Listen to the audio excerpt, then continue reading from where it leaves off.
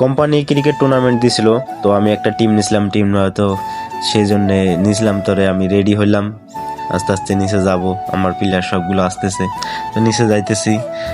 যাওয়ার পরে দেখলাম সবাই আসতেছে, আসার পরে সবাই একসাথে যাব।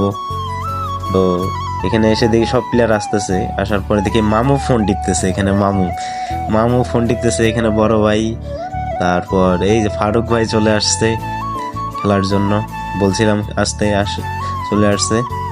পরে এখানে রিপন ভাই, এখানে বড় ভাই এসে দেখি বল প্র্যাকটিস করতেছে। এখানে উনি খেলবেন না অবশ্য, তো এমনিতে বল প্র্যাকটিস করতেছে। এখানে মাঠ তো অন্য জায়গায়, তো এখানে বল প্র্যাকটিস করে নিতেছে, হাত ঘুরাই নিতেছে সবাই। তো আমিও একটা বল করলাম প্র্যাকটিসের জন্য, প্র্যাকটিস করছি আগে, তো একটা বল করলাম। করার পর দেখলাম ঠিকঠাক আছে কি না আছে। পরে সেলফিও নিয়ে নিলাম ফারুক ভাইয়ের সাথে, আমার পুরো টিমের সাথে সেলফি নিয়ে নিলাম।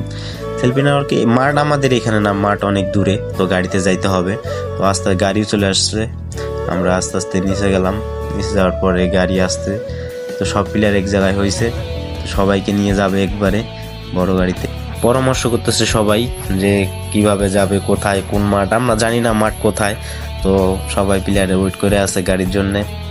তো এখানে দেখি সবাই অন্যরকম মনুষ্ক, খেলার তো খেলাই।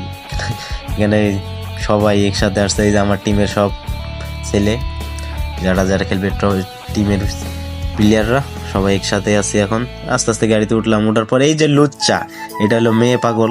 এই মেয়ে পাগলকে কেউ যদি চিনে থাকেন তো বলবেন, মেয়ে পাগল আমার মামু মেয়ে পাগল হয়ে গেছে, সামনে যাবে, দেশে যাওয়ার পরে হয়তো বিয়ে শাদী করবে, রিলেশন করে 4-5টা মামু। এই তো আস্তে আস্তে গাড়ি চলে আসছে, গাড়ি ছেড়ে দিয়েছে, তো আমরা যাইতেছি। গাড়ি ছেড়েছে, আপন প্রাণে চলতেছে আমরা। চলার পরে গাড়ি যাইতেইছে, মনে হয় মাঠ অনেক দূরে, তো আমরা জানি না মাঠ অনেক কোথায় এখন মাঠ।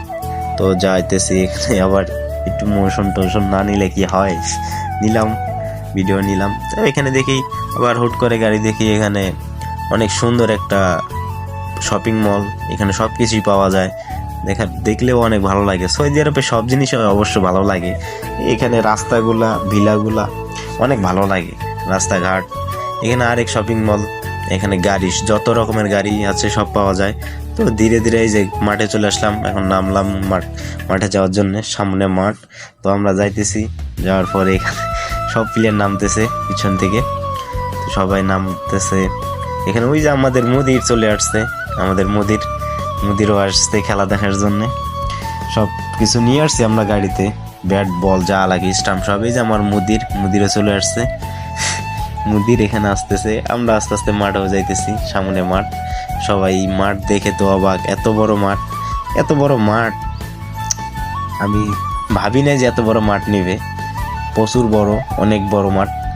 এখানে এসে দেখি যে গ্যালারিও ছোটখাটো গ্যালারি, কিন্তু মাঠ অনেক বড়। মাঠে আসার পর তো আমি কি আর বলবো, বলার ভাষায় নেই। এত বড় মাঠে কিভাবে খেলবো, 6 মারতে গেলে তো অবস্থা খারাপ হয়ে যাবে।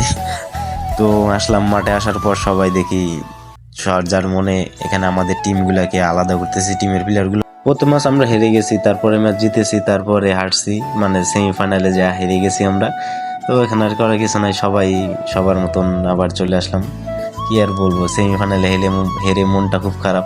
তো আমাদের আর করার কিছু ছিল না। পরে ফাইনাল টিম খেলতেছে, তো আমরা মন খারাপ করে গ্যালারিতে বসে আছি, ছোটখাটো গ্যালারি, সেখানে বসে আছি। আর করার কিছু নাই, সেমিফাইনালে হেরে গেছি, ফাইনাল ম্যাচ চলতেছে, তো আর কিছু বলার নাই। অনেক কষ্ট করছি খেলা, সবাই কষ্ট করছে অনেক। তো সবাইকে আমি ধন্যবাদ জানাই এত সুন্দর একটা খেলা উপহার দেওয়ার জন্য। কোম্পানিকে অনেক ধন্যবাদ জানাই যে 1 বছর পর এরকম টুর্নামেন্ট দেওয়া। পরে আর কি বলবো, রুমে চলে আসলাম। রুমে আসার পর খুব মন খারাপ আমার, কিছু বলার নাই, কারণ ম্যাচ হেরেছি সেমিফাইনালে গিয়ে। আর বলার কিছুই নেই, করার কিছুই নেই। তো আগামী বছর আবার হবে ক্রিকেট। তো ভিডিওটা কেমন লাগলো সবাই কমেন্ট করবেন, লাইক শেয়ার তো চালাইয়া দিবেন। তো আজকের মতন এখানেই, আল্লাহ হাফেজ।